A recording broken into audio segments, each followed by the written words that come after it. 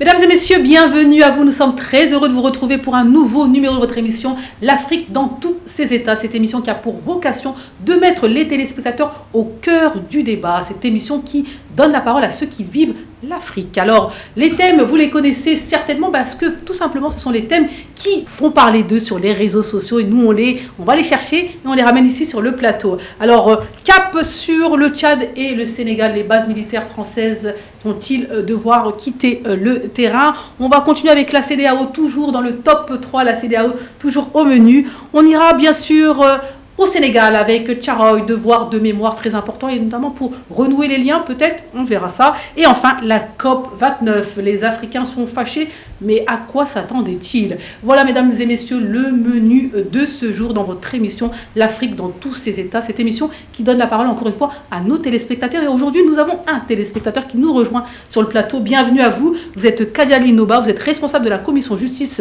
Moncap Diaspora. Bienvenue. Merci beaucoup Aïssatou et c'est un plaisir d'être ici sur ce plateau. Effectivement, je le précise, je suis membre du parti PASTEF. D'accord. Je suis le vice-président de cette commission justice, mais en même temps également, je suis membre de notre commission qu'on appelle Finances, Économie et Planification. En tout cas, c'est un plaisir de vous avoir sur le plateau et de nous avoir contactés pour pouvoir finalement donner votre avis sur les sujets d'actualité, sur les sujets africains.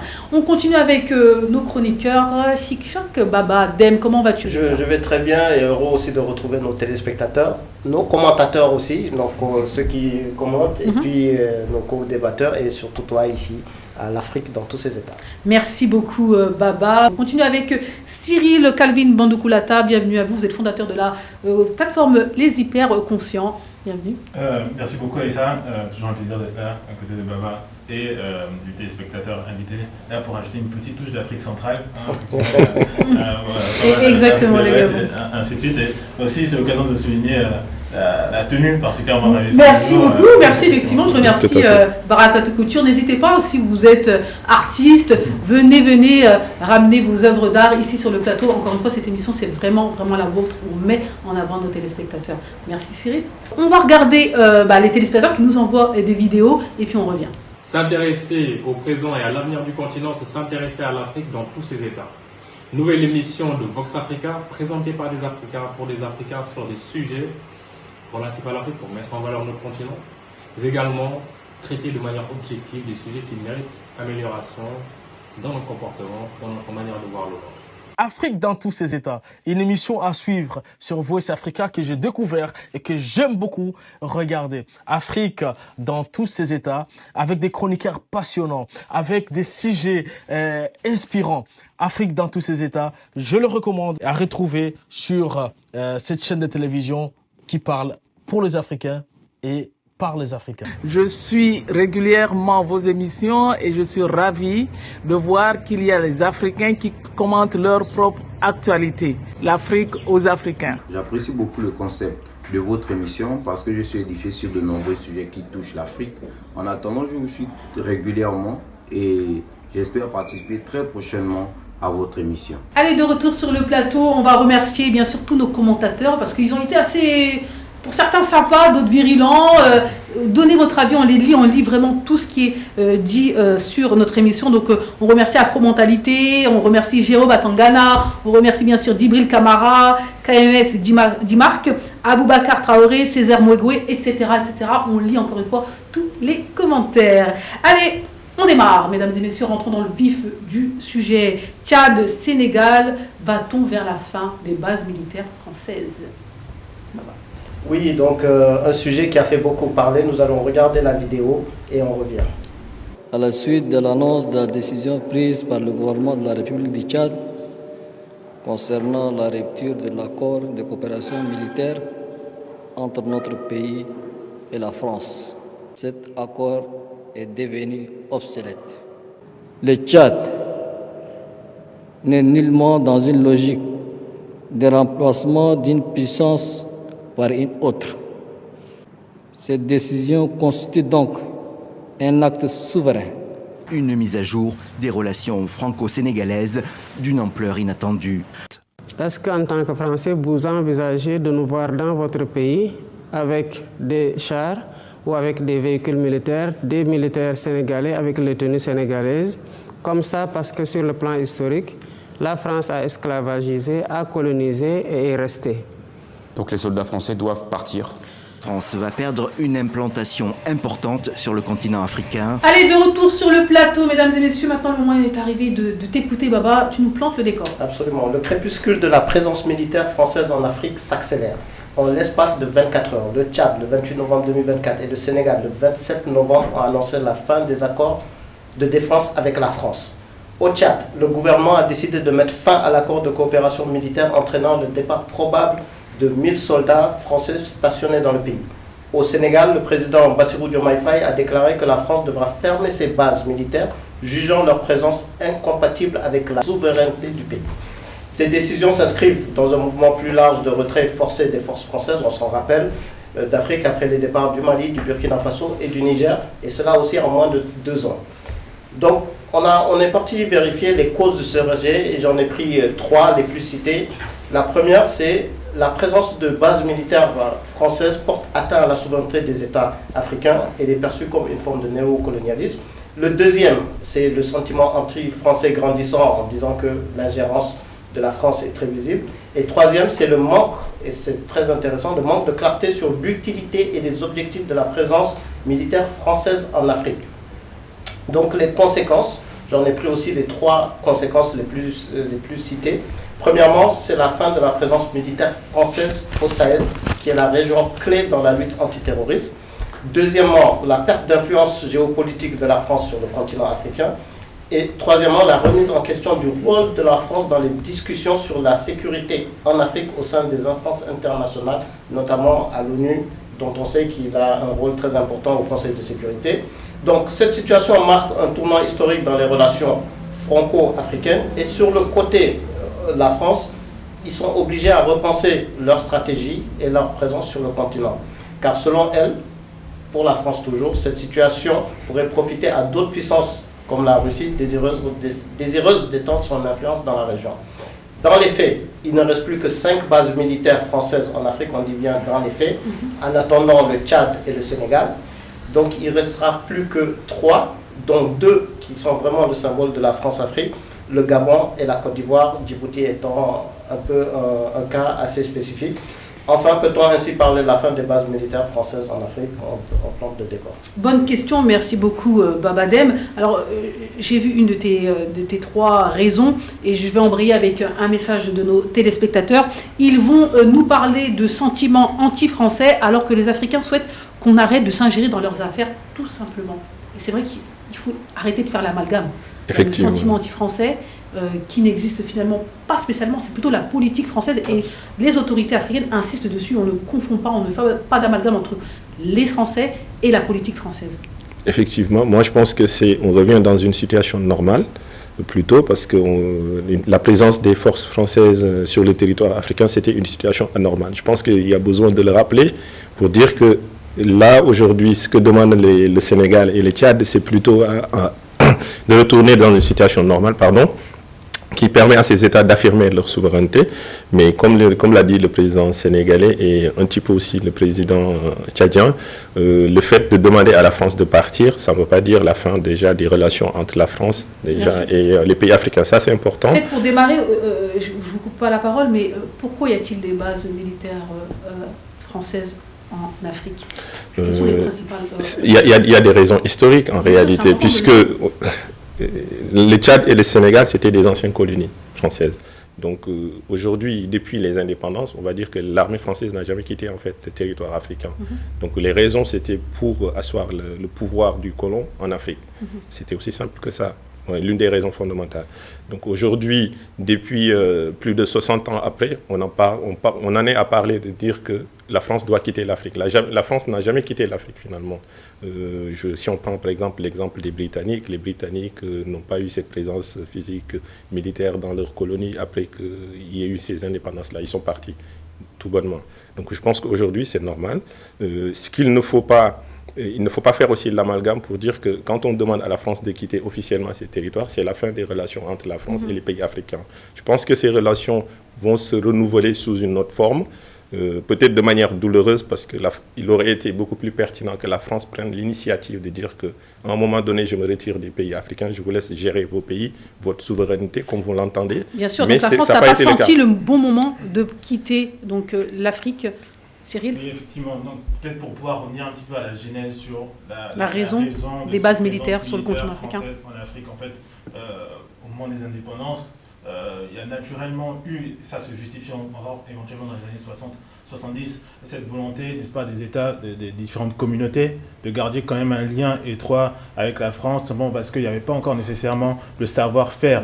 Le temps de s'organiser pour le coup, c'est-à-dire que ne serait-ce que d'un les pays point de vue africains militaire, effectivement, pour protéger. Donc c'est dans ce cadre, n'est-ce pas, qu'il y avait un certain nombre de partenariats, donc d'un point de vue économique ou militaire, qui pouvaient éventuellement se justifier. Là aujourd'hui on est en 2024, il y a déjà un savoir-faire dans un certain nombre de ces pays qui tentent quand même à légitimer une volonté de la plupart de ces États de prendre leur destin entre leurs mains et tout simplement éventuellement se débarrasser. Mais pour le coup, comment on l'explique ? Vous le dites, à l'heure des indépendances, on peut comprendre, les armées n'étaient pas encore formées, il n'y avait pas le savoir-faire, ok, il n'y a aucun problème, mais comment on peut expliquer qu'en 2024, eh bien, qu'il y ait encore donc, ces bases militaires donc, sur le continent africain ?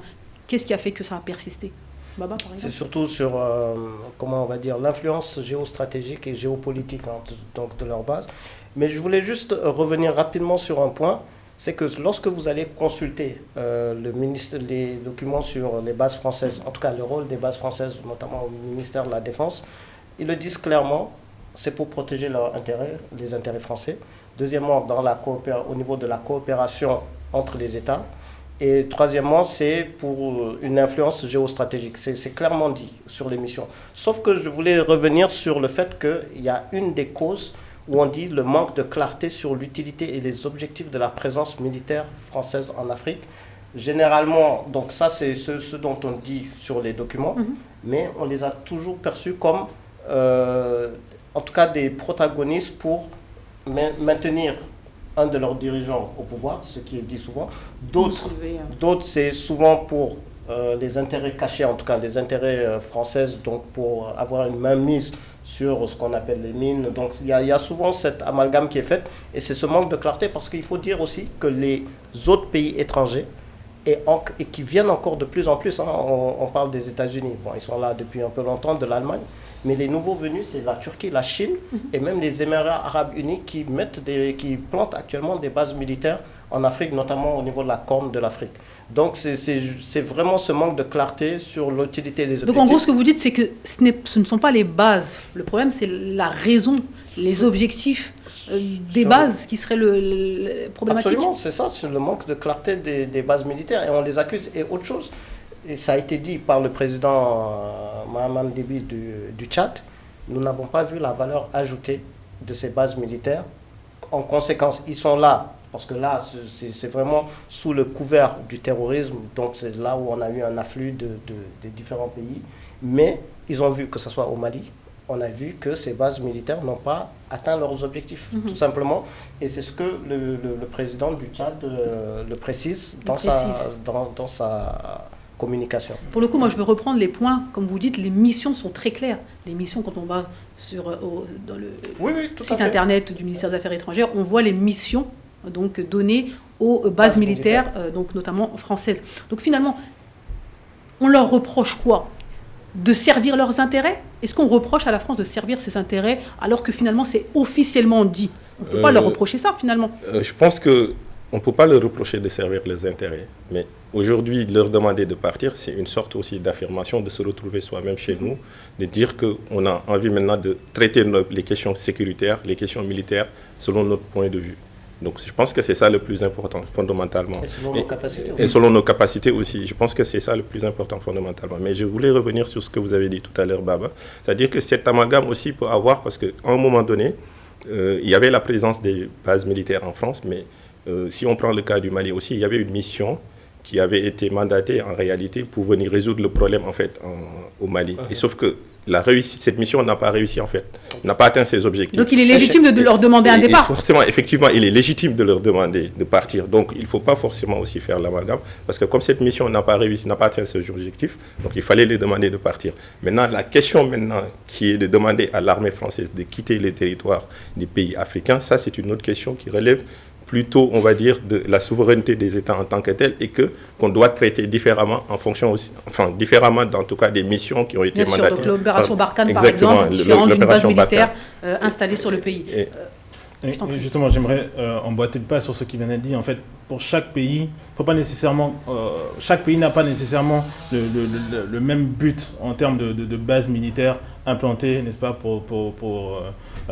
par la France. Je pense que Baba a par exemple parlé du cas du Djibouti, qui est quand même assez spécifique, où la France maintient quand même toujours sa base militaire. D'ailleurs, le contrat a été renégocié en direct entre le président Macron et le président djiboutien. D'ailleurs, il y a la plupart des pays occidentaux, des puissances en tant que telles, ont des bases militaires au Djibouti. En fait, c'est tout simplement parce que, d'un point de vue géographique, ça donne directement accès à la mer Rouge, à un certain nombre de pirates, etc. Et 15% du marché, du commerce mondial passe, n'est-ce pas, par la mer Rouge. Donc voilà, il y a davantage cette région stratégique qui fait en sorte que le Djibouti, c'est un non négociable pour le moment pour la France et pour beaucoup de puissances. Donc ça, c'est pas prêt d'arriver. Je marquerai quand même une nuance entre le cas du Sénégal et le cas du Tchad, n'est-ce pas? Quand on parle, n'est-ce pas, du Sénégal, bon, en soi, c'est pas nécessairement une grande surprise. En fait, c'est la continuité un petit peu du discours un peu panafricaniste porté par Diomaye Faye et Ousmane Sonko, d'autant plus que d'un point de vue stratégique, à la différence du Tchad, la présence d'une base militaire française au Sénégal ne se justifiait plus nécessairement, n'étant pas directement menée par le conflit de Tchad. Mais il y a une position quand même stratégique, attention, hein, les bases. Oui, je dis pas que le Sénégal n'est pas stratégique, ou qu'il n'y a pas nécessairement de raison d'être. Ce que je dis, c'est que c'est pas nécessairement surprenant au vu un petit peu de la tournure politique. Et encore, on peut me remonter à M. Wade, hein, ça date pas de maintenant, la volonté de faire partir les bases militaires françaises. On en parlait déjà à l'époque de Wade, qui disait qu'il fallait en tout cas diminuer le nombre de militaires. Effectivement, je suis d'accord, c'est vrai, mais là, comme vous venez de le dire, il fallait s'y attendre, mais il faut aussi nuancer les propos du président Diomaye, parce que quand dans son discours, il dit que c'est normal que la France quitte le Sénégal, mais il n'a pas encore donné de délai pour le dire, c'est-à-dire que la décision, c'est dans la normalité, on va vers la normalité, mais la décision n'est pas encore actée. Donc, en même temps aussi, la présence des forces militaires françaises en Afrique, au Sénégal particulièrement, c'était dans le cadre de la coopération pour aussi former les militaires, la coopération pour des actions de formation. Bien sûr, il y avait des et aussi, ça permet aussi à la France aussi, à partir du Sénégal, de pouvoir effectuer en fait des missions. Donc généralement, c'est ça en fait. Donc, des accords de coopération. Des accords de coopération. Mais aujourd'hui, ça ne se justifie plus, je pense. Le discours, on se répète depuis longtemps. Et moi, ce que je trouve dommage dans cette histoire, c'est qu'il ne faut pas qu'il y ait de la frustration de la part de la France, parce que bon... Il ne faut pas que les Français soient frustrés, il faut juste qu'ils se rendent compte que, comme le président Diomaye l'a dit, aujourd'hui le monde a changé, il y a une nouvelle jeunesse qui a pris le pouvoir, la jeunesse a pris le pouvoir. Si on regarde au Sénégal, le président il a 44 ans, le président de l'Assemblée nationale, 41 ans. Au-delà de l'âge, l'Afrique a changé, l'Afrique a des motivations différentes, l'Afrique a des objectifs différents. Exactement, donc aujourd'hui on n'a plus ce rapport qu'on avait avec l'ancien puissance coloniale. L'Afrique est formée.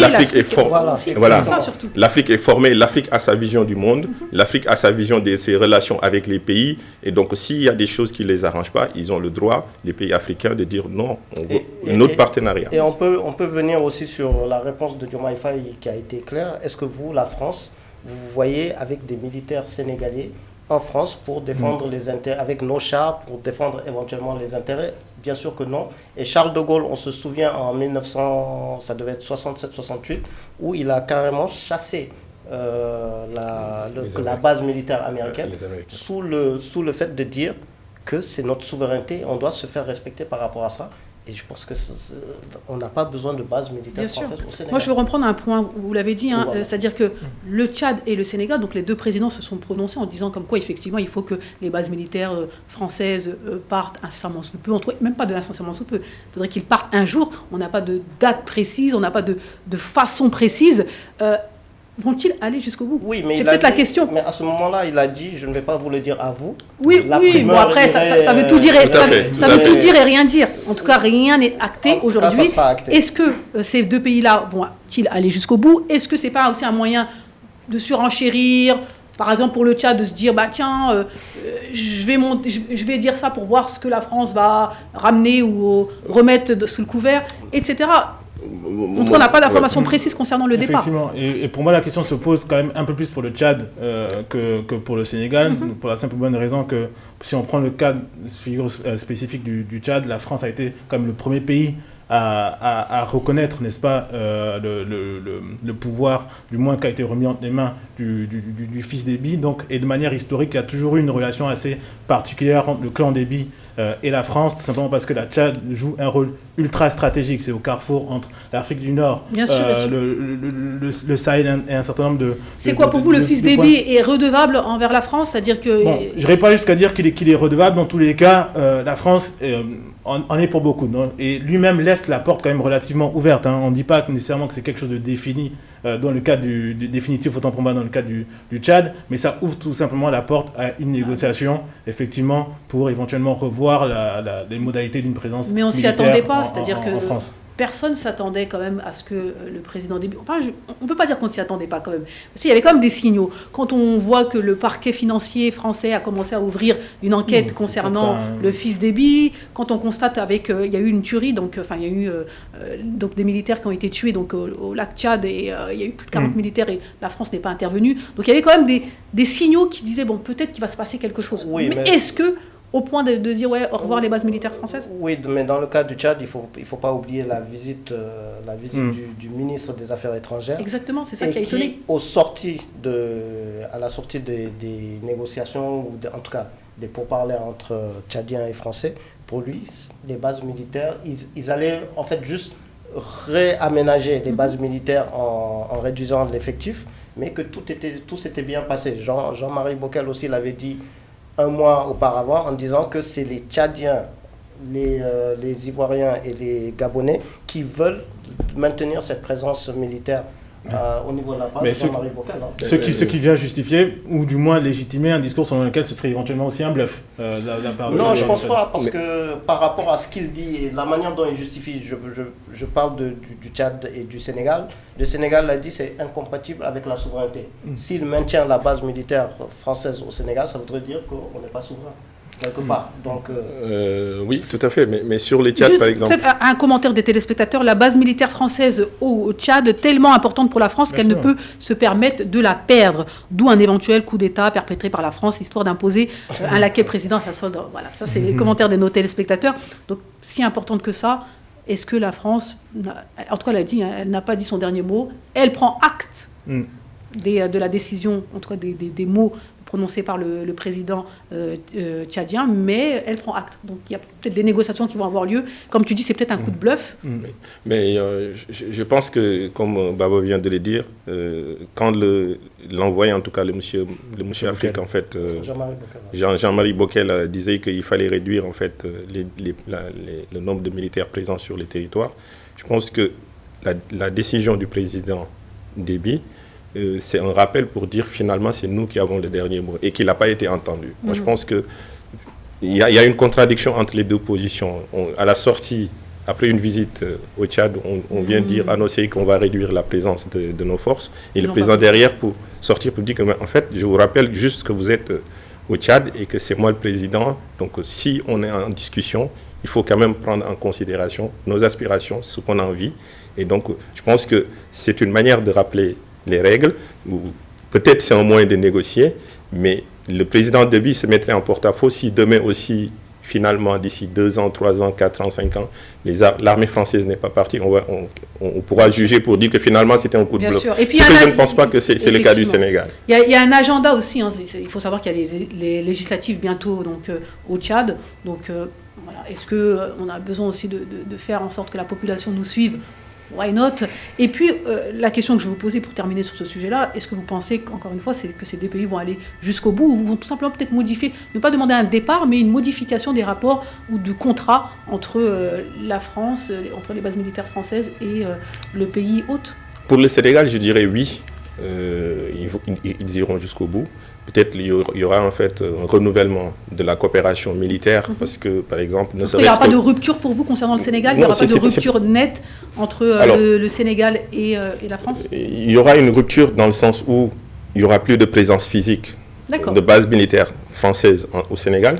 Mais en revanche, il y aura toujours une coopération avec entre la France et le Sénégal sur le plan militaire, ne serait-ce que par exemple en termes de formation ou bien de données pour la surveillance par exemple de nos côtes, parce que la France peut apporter un soutien là-dessus. Concernant le Tchad, vont-ils aller jusqu'au bout? Toi tu penses que c'est un coup de bluff, qu'ils iront Je n'écarte pas le coup de bluff, pour moi c'est plutôt un stratagème de renégociation et je pense quand même que la présence militaire d'un point de vue physique de la France sera maintenue au vu de la dimension stratégique que le territoire représente pour la France.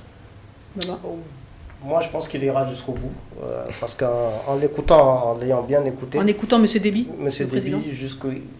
il ira jusqu'au bout. Pour moi, c'est clair et net. Après, effectivement, il y aura... Et comme il dit, c'est que les accords sont obsolètes par rapport aux priorités des Tchadiens. Et je pense que s'ils maintiennent sa base, et comme il dit, ils n'ont aucune valeur ajoutée. Donc je le vois mal ne pas aller jusqu'au bout. Et une dernière chose, dans ces bases militaires françaises, maintenant on dit à qui le tour? Parce qu'il en reste deux, Côte d'Ivoire et le Gabon. Est-ce que c'est un sujet? Et le Djibouti. Est-ce un sujet? C'est dommage d'en arriver à un pays, alors que si on avait un bloc... Non mais peut-être que la France va réagir et va peut-être anticiper et finalement mettre en place des actions pour modifier. En Côte d'Ivoire, peut-être il faut attendre après l'élection de 2025 pour pouvoir se prononcer, parce que je vois mal comment le président Ouattara va demander à la France de partir. Surtout connaissant ses relations avec la France, mais on verra bien. Ce que je sais, c'est que pour la Côte d'Ivoire et le Gabon notamment, il y a déjà eu un petit réaménagement en termes de coopération, avec beaucoup moins de militaires présents dans ces deux territoires, qui a été déjà acté il y a de cela quelques semaines, quelques mois. Donc, en tout cas, le message est passé, mesdames et messieurs, on en reparlera certainement ici sur le plateau de l'Afrique dans tous ses états. On poursuit avec notre deuxième sujet, l'AES-CEDEAO, toujours dans le top 3 de cette émission. Et oui, c'est vous, chers téléspectateurs, qui aimez ce sujet. Donc là, on va parler de ces deux organisations. Qui va survivre? L'un, l'autre, ou peut-être les deux? On t'écoute, cher Cyril, et avant de t'écouter, on va regarder peut-être la vidéo. Avant le 28 janvier 2024, la communauté économique des États de l'Afrique de l'Ouest comptait 15 pays et voici à quoi elle ressemblait sur une carte. Mais ça, c'était avant. Parce que depuis cette date, 3 pays ont quitté la CEDEAO et désormais, elle ressemble plutôt à ça. Ces 3 pays sont sortis parce que, à peu près 49 ans qu'ils sont dans la CEDEAO, ils voient qu'ils sont les plus lésés. Et quand ils ont des problèmes, ils sont punis. Et donc, ils ne voient aucun intérêt d'y être. Le Niger, le Mali et le Burkina Faso ont décidé de former une autre communauté, l'AES, l'Alliance des États du Sahel, qui accuse la CEDEAO de s'être écartée de ses missions et d'être devenue un instrument politique. Et la question que tout le monde se pose, c'est est-ce que l'AES peut s'en sortir sans la CEDEAO? On peut dire que, en termes de sécurité et de défense collective, la CEDEAO n'a pas été vraiment indispensable à l'AES depuis que ces États sont confrontés au terrorisme. Donc, on pourrait aussi se demander, est-ce que la CEDEAO survivra au départ de l'AES? L'AES est la plus grande réserve en ressources minérales de la CEDEAO. La CEDEAO, en perdant les 3 pays, perd sa force vitale. Allez, de retour sur le plateau de l'Afrique dans tous ses talents. Cyril, on t'écoute. Effectivement, merci Aïssatou. Du coup, voilà, un an après la naissance de l'Alliance des États du Sahel et face aux défis actuels que la CEDEAO est emmenée à rencontrer, on a quand même une question essentielle qui se pose, que tu viens d'introduire, c'est savoir si l'une pourra éventuellement supplanter l'autre. Donc avant de vraiment rentrer davantage dans le détail du sujet, peut-être déjà revenir un petit peu à la genèse sur ce qui a été emmené à constituer le fondement même de la création de l'AES par le Mali, le Burkina Faso et le Niger en 2023. En fait, c'était vraiment en réaction à une certaine instabilité sécuritaire qui perdure sur ces différents territoires déjà depuis une dizaine, une quinzaine d'années, et en parallèle vouloir vraiment répondre à une volonté d'émancipation vis-à-vis de certaines institutions jugées quand même un peu trop alignées avec certains intérêts extérieurs, si on peut juste dire ça comme ça. Si on doit revenir aussi sur les fondements de la création de la CEDEAO en 1975 par un certain nombre d'États de l'Afrique de l'Ouest, ça répondait à la base essentiellement à une mission principalement économique et puis assez progressivement étendue sur des enjeux sécuritaires. Cependant, on observe, et c'est ça la critique d'un certain nombre des opposants un petit peu à la CEDEAO, c'est que progressivement, elle s'est convertie sur un service d'intérêt particulier. On prend l'exemple, par exemple, de la tentative de réinstallation du président Bazoum au moment du coup d'État qui a vraiment été poussé par la CEDEAO sous initiative française, il faut quand même pouvoir le dire, et en parallèle une crédibilité qui s'est progressivement érodée en se montrant un peu plus indulgent vis-à-vis de certains coups d'État constitutionnels, si je peux dire ça comme ça, à contrario de la position plus ferme qu'elle montrait vis-à-vis de certains coups d'État militaires.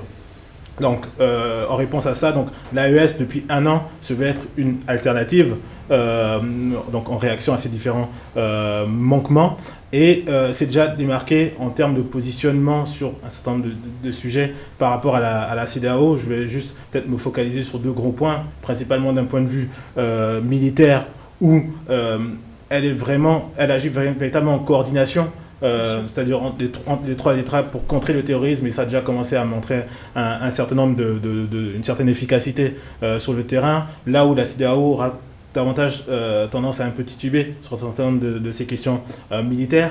D'un point de vue politique aussi, on va quand même avoir une différenciation dans le sens où le pôle de gravité de l'AES sera davantage tourné vers la Russie et la Chine, à la différence de la CEDEAO qui reste quand même fidèle à un certain nombre de ses partenaires historiques. La réalité sur le terrain reste quand même que les populations sahéliennes adhèrent quand même largement aux idéaux d'autonomie portés par l'AES, à l'inverse de la CEDEAO qui se trouve quand même de plus en plus en décalage, notamment avec la jeunesse qui est donc de plus en plus informée et au fait de certaines réalités.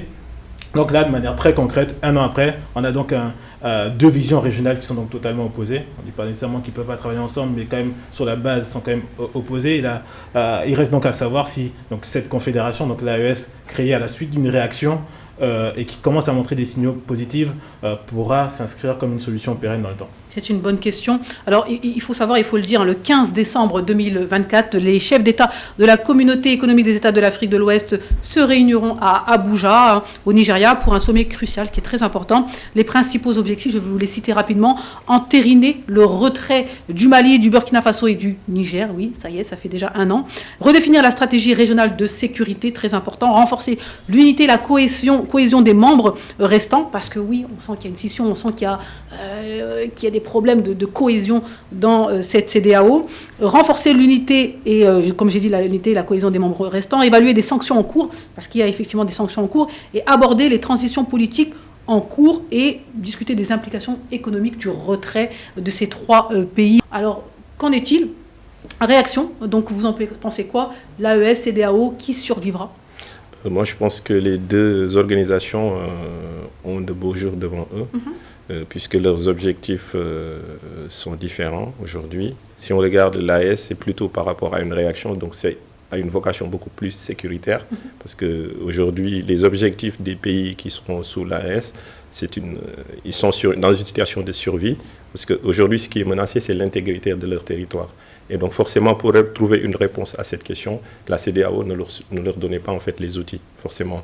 Donc je pense que c'est une bonne chose qu'ils prennent leur destin en main si la CEDEAO n'est pas en mesure de répondre à cette question-là, à ce besoin. Maintenant, moi, il ne faut pas non plus mettre une opposition entre les deux organisations, puisque quand on regarde, c'est des pays quand même qui sont côte à côte. Et si on regarde l'AES, aujourd'hui l'AES n'a pas accès à la mer. Donc ça veut dire que l'AES, à un moment donné, sera confronté à une question très pratique, c'est-à-dire que, je prends l'exemple des relations entre le Mali et le Sénégal. Le port de Dakar sert en fait au Mali. Donc si on veut opposer les 2 organisations, ça va poser beaucoup plus de difficultés. Est-ce que opposer les 2 organisations oppose les pays? Pas forcément, parce que les relations bilatérales, il y en a beaucoup. Oui, c'est vrai, il y a une relation bilatérale, mais ce qu'il faut dire aussi, c'est que, c'est ce que disait le président sénégalais quand il est arrivé. Il disait que son rôle, c'est de discuter, ne pas rompre le lien avec nos frères maliens. Mais ont-ils le choix? Vraiment, j'insiste sur ces points-là. Oui. Ont-ils le choix, que ce soit, comme vous le dites, les pays de l'AES, mais comme aussi les pays côtiers? Parce que, encore une fois, ces pays côtiers ont investi énormément sur leur port, parce qu'il y a des pays qui n'ont pas accès à la mer et qui ont besoin de faire passer leurs marchandises. Donc finalement, cette relation, cette rupture, elle n'existera. C'est même pas une question, en fait. Je pense, je me permets de dire ça. Oui, mais si vous regardez, à un moment donné, il y a eu des sanctions sur le plan monétaire, par exemple, pour le Mali, ce qui a posé pas mal de dégâts pour la population malienne. Avec l'ancien président sénégalais, il y a une partie des populations de la CEDEAO qui étaient contre ces décisions de la CEDEAO. Donc ça a eu un impact. Et la fermeture aussi des frontières, ça a eu un impact. Donc pour dire que effectivement, on est un peu liés. C'est comme dans pas un peu lié, en fait, c'est extrêmement lié. Mais ce que je veux dire, par exemple, si le Mali décidait, ou bien le Niger, de passer par les pays qui sont un petit peu au nord, parce que la question se posait à un moment donné, de passer un petit peu par les pays du nord, par exemple le Maroc, il y a une alternative pour ces pays, mais ça coûterait beaucoup plus cher. C'est pour ça que, effectivement, donc, pour aller plus vite dans le débat, et pour conclure sur ce point-là, c'est important que les téléspectateurs le sachent, et c'est des sujets qui ont été énormément abordés. Les relations bilatérales étaient et perdureront. Ça, il ne faut pas le nier.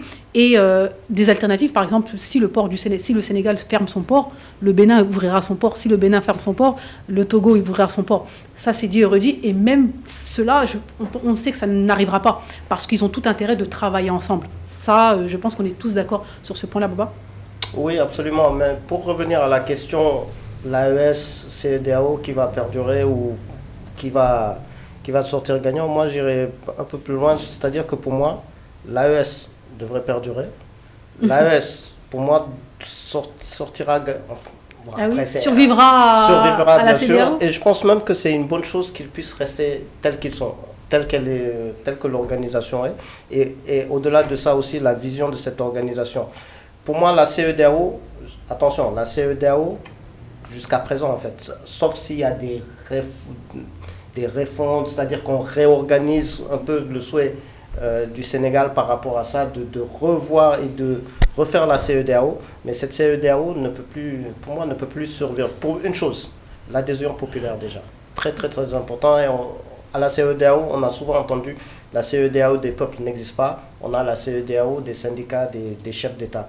En tout cas, le 15 décembre, ils ont pour objectif de changer tout ça, de redonner un second souffle à cette Mais l'adhésion populaire, et au-delà de ça, regardez bien les actes qu'ont mis l'AES par rapport aux actes de la CEDEAO. Moi, je pensais que, par orgueil éventuellement, que la CEDEAO allait profiter de ce qui s'est passé avec l'AES pour proposer plusieurs choses. Regardez ce que l'AES, et on en a parlé récemment, mais l'intégration numérique, le free roaming à travers l'AES, ce que la CEDEAO aurait dû faire depuis longtemps. Pour le coup, je reprends les propos de Kadiali qui disait comme quoi l'AES avait pour vocation, pour objectif la sécurité.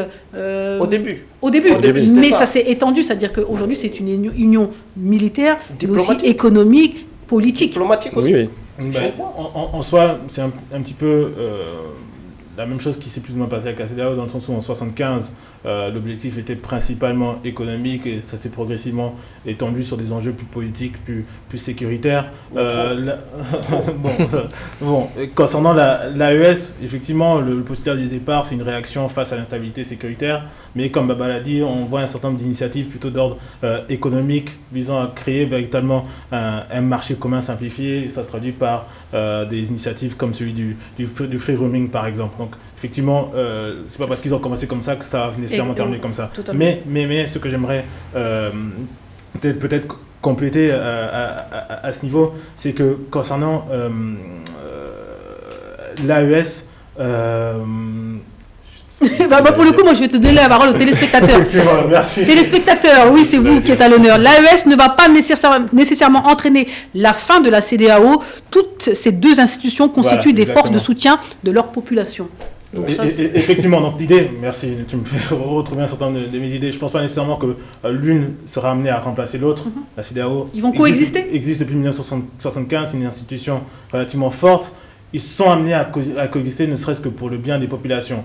Également, pour compléter ce qui a été amené à dire, il y a une réunion à venir, les choses au sein de la CEDEAO sont amenées à changer, n'est-ce pas? On a déjà le postulat d'un certain nombre même du Sénégal, malgré le nouveau régime, qui affirme déjà qu'ils n'ont pas nécessairement vocation à sortir de la CEDEAO, mais de changer les choses de l'intérieur. Donc tout ça, c'est des signaux qui montrent quand même que bon, la CEDEAO va perdurer quand il y a déjà des pays forts à l'intérieur qui gardent ce postulat, mais pour ne serait-ce que durer, sera amené à changer un petit peu les choses de l'intérieur. Donc voilà, je parierai davantage sur une collaboration qui va s'accentuer avec le temps qui va venir des deux institutions. Et c'est un des objectifs de ce colloque, de ce sommet. La CEDEAO va pouvoir travailler avec l'AESC. Mais moi, j'aimerais bien revenir sur ce que vous disiez tout à l'heure, c'est que n'oublions pas que l'AES aujourd'hui est devenue en fait une confédération. Donc ça, c'est déjà à préciser. C'est-à-dire qu'ils vont muter vers une forme étatique. Donc la question qu'on peut se poser légitimement, c'est de savoir est-ce qu'ils vont devenir une fédération en fait. C'est l'objectif. Ça, c'est l'objectif. Ça, c'est la première chose. Donc ça veut dire que finalement, on aura une organisation multilatérale, la CEDEAO, et en face, on peut avoir potentiellement un État fédéré. Donc la question qui pourrait également se poser encore, c'est de dire est-ce qu'effectivement, une fois que la confédération devient une fédération, est-ce que à un moment donné, avec la vague qu'on voit aujourd'hui, les populations qui se retrouvent, parce que finalement, c'est les chefs d'État qui ne s'entendaient pas en fait, sur les objectifs. Mais les populations se retrouvent parce que nous, on est tous de différents pays et quand on discute, on voit bien, on a les mêmes aspirations. Donc moi, je pense qu'à un moment donné, ce qui serait préférable, en tout cas pour l'avenir de cette zone, puisque c'est un monde en fait des ensembles dans lesquels nous vivons, où il faut se réunir pour être fort, on peut envisager que la fédération, la confédération aujourd'hui qui devient une fédération, se retrouve avec la CEDEAO. Moi, je pense que ça, c'est une option qu'on peut envisager. C'est un point très intéressant, effectivement. Donc, je pense que, moi, en tout cas, c'est ma position et c'est ce que je souhaiterais demain. Et que, d'ailleurs... en revoyant la CEDEAO en revoyant la CEDEAO, parce que je pense que le fait qu'on ait une confédération à côté, ça va permettre de pouvoir négocier et la CEDEAO aussi de bouger de l'intérieur, de changer. On voit qu'il y a un changement de génération. Aujourd'hui, on a le président sénégalais. En Côte d'Ivoire, on va voir les élections, donc ça va bouger forcément. Au Nigeria, j'espère que aussi les anglo-saxons sont un peu plus sur une ligne qui n'est pas celle de la France. Donc, avec les changements de pouvoir dans les pays, on espère que quand même ça va changer. Mais pour l'AES, effectivement, l'aspect militaire, je pense que l'AES gagnerait beaucoup plus aussi à avoir une coopération avec les États de la CEDEAO sur le plan militaire, ne serait-ce que sur le plan militaire. Parce que le terrorisme en réalité, c'est pas que on peut pas vaincre le terrorisme en étant que 3 États, parce qu'on voit que ces États, sur le plan économique, militaire, ne pèsent pas assez par rapport aux autres. Pour le coup, c'est une question très importante et c'est ce qui a peut-être donné la création de l'AES, à savoir qu'ils étaient dans la CEDEAO et malheureusement, ils subissaient des pertes incroyables parce que finalement, l'organisation dans laquelle ils étaient ne répondait pas aux attentes et aux besoins. Ils n'étaient pas à la rescousse et deuxièmement, on leur imposait des sanctions. On leur imposait des sanctions. Mais je pense que c'est une manière de négocier. C'est-à-dire que le fait de sortir de la CEDEAO, ça va leur donner des éléments. Aujourd'hui, on voit que un président comme le président sénégalais, ils sont tout à fait favorables à ce qu'on ait une force, qu'on affirme en fait la position de la CEDEAO en ayant une force militaire qui va lutter contre le terrorisme.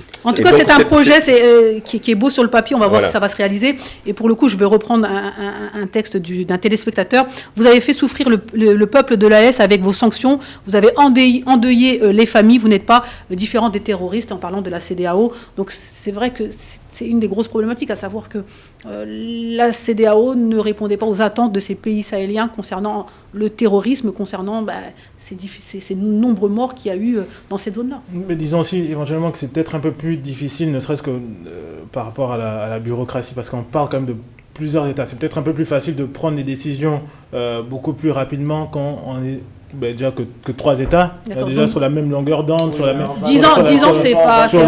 Sur la même idéologie. Non, c'est vraiment une question, c'est vraiment une question même du téléspectateur. 10 ans, ça ne suffisait pas. 15 ans. Donc la réalité, c'est que je me dis que éventuellement, j'essaie toujours de me mettre dans la posture de l'autre, éventuellement c'est peut-être la bureaucratie ou la mésentente entre un certain nombre d'États qui ont des directions un petit peu différentes au sein de la CEDEAO. Le manque de volonté, éventuellement, il faut mettre des trucs sur la table. Ou le manque de volonté, effectivement. Et donc, c'est beaucoup plus facile d'avancer quand on a déjà 3 chefs d'État qui sont dans la même longueur d'onde, qui agissent... Et qui ont les mêmes problématiques. Qui ont les mêmes problématiques et qui ont plus ou moins le même raisonnement. J'aimerais un peu plus compléter aussi ce qui a été dit, du coup, il y a quelques instants, concernant un peu le fait qu'ils n'ont pas d'autre choix que de collaborer avec la CEDEAO d'un point de vue militaire.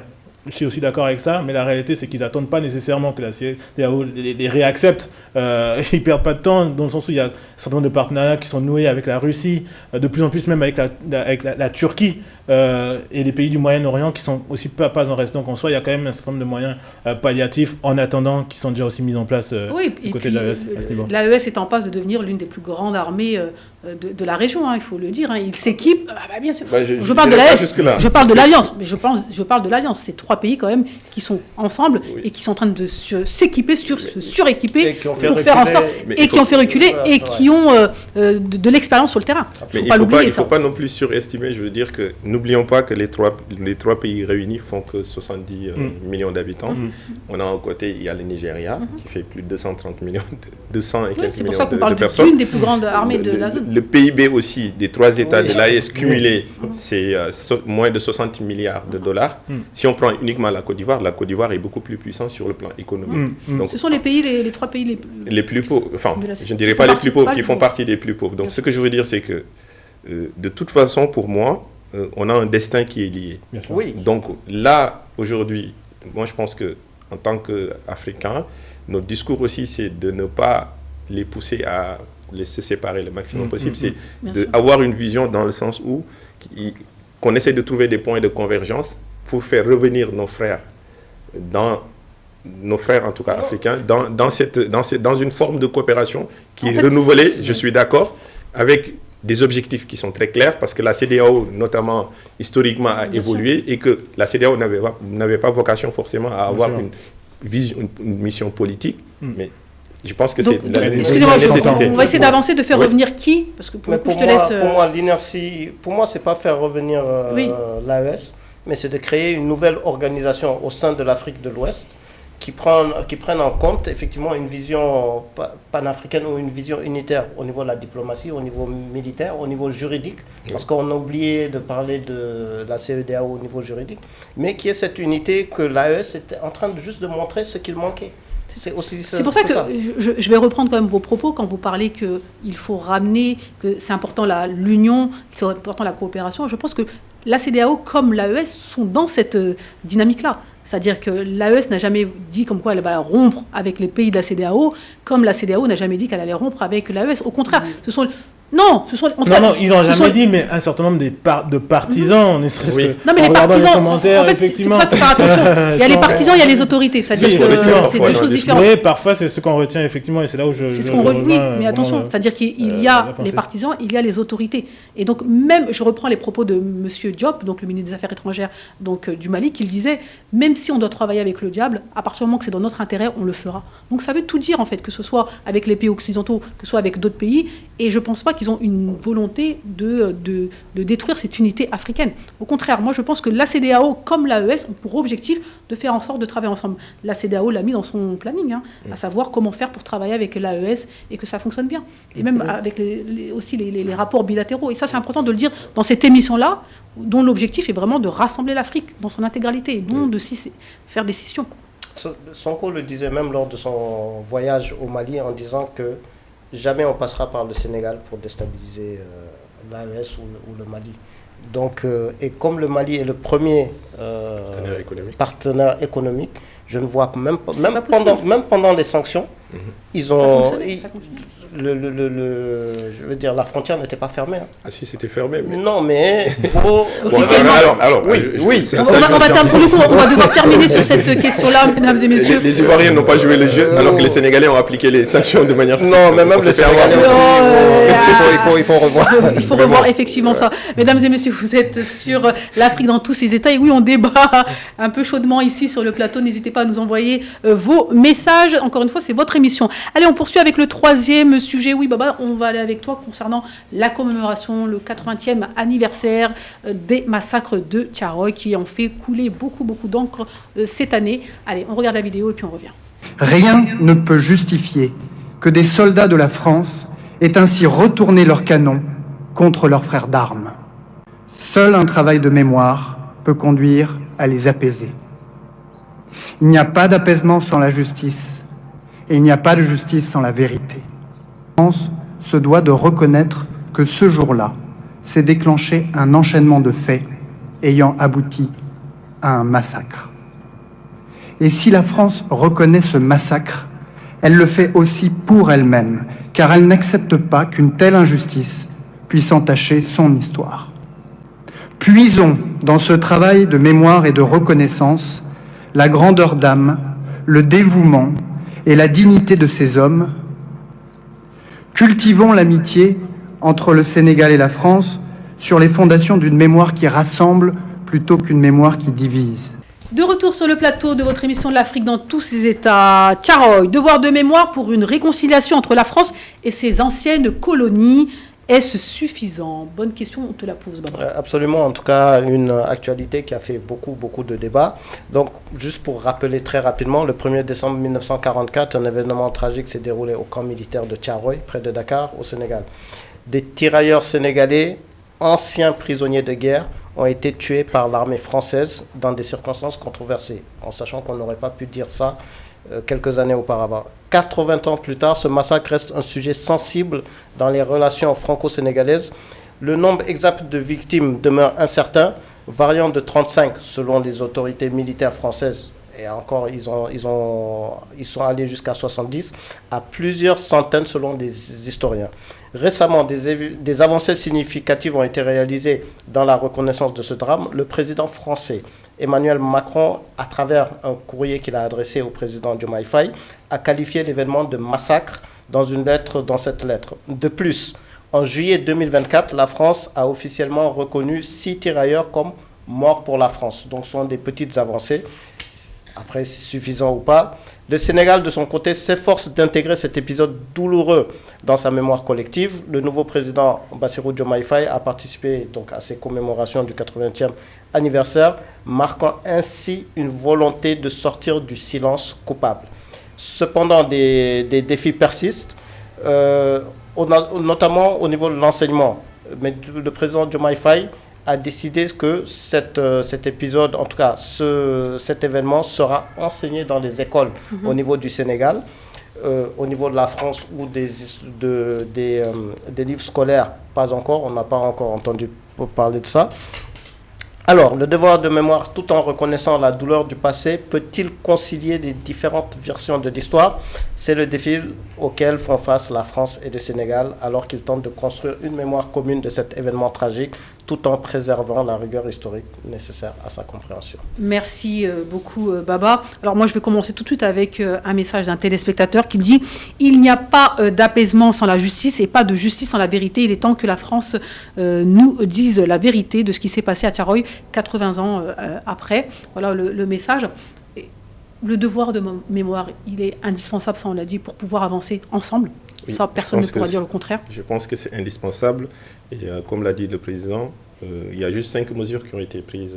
Donc la construction en fait d'un mémorial, l'édification aussi d'un centre de documentation et de recherche, notamment pour révéler la vérité, savoir sur le nombre de morts. Ne serait-ce que, par exemple, ça permettra déjà peut-être de rapatrier les archives au niveau de la France vers le Sénégal, et puis les chercheurs, les universitaires, notamment le professeur Mamadou Diouf qui dirige un petit comité sur cet événement-là.